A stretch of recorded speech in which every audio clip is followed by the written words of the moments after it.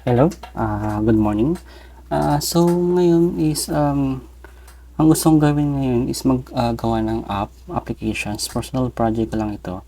So gusto ko siyang i-run dito sa aming lugar. Bali, gusto kong i-record itong aking gagawing app. So gagawin na mobile app. So gawa siya sa Flutter. So bakit ba Flutter yung gusto kong gamitin? Kasi ah, ganda ng Flutter na to, napaka single code base lang siya, which is pwede na siyang magamit in both Android and iOS. Although, and also magagamit din natin ito sa web natin, even if pwede din siyang gamitin sa mga desktop app, mga Mac OS app, tsaka Linux app. So napaka ganda na talaga nito. Then also may hot reload din ito, same din sa mga competitors niya. Maganda rin siyang kanyang mga widgets. Maraming mga widgets na available tayo dyan. Then meron din tayong mga packages, plugins na pwede natin magamit.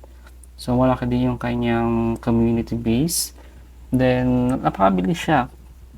Actually mabilis siya yung Flutter na to. Then also yun nga, maraming support ka sa community.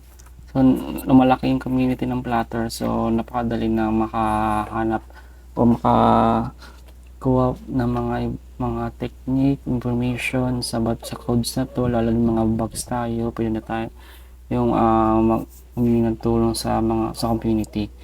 So yun. So kaya Flutter yung aking ginamit. So yung aking app na gagawin is based sa Flutter. Then yung aking magiging backend will be the serverless, which is yung Firebase. So bakit Firebase? So Firebase is a real-time database natin, which is NoSQL siya. So based on JSON type yung mga respond and yung mga request natin. So live siya. So napakaganda siya. So pero ang gamitin natin dito is yung Firebase real-time database rather than yung Firestore. Kasi bakit?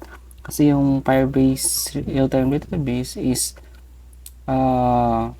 maganda siya sa wala siyang read and write. So mas makaka-less tayo kung uh, i-run natin siya in productions. Then we will also use the Firebase storage. Yan. Then Firebase authentications sa project na ito. So, yan.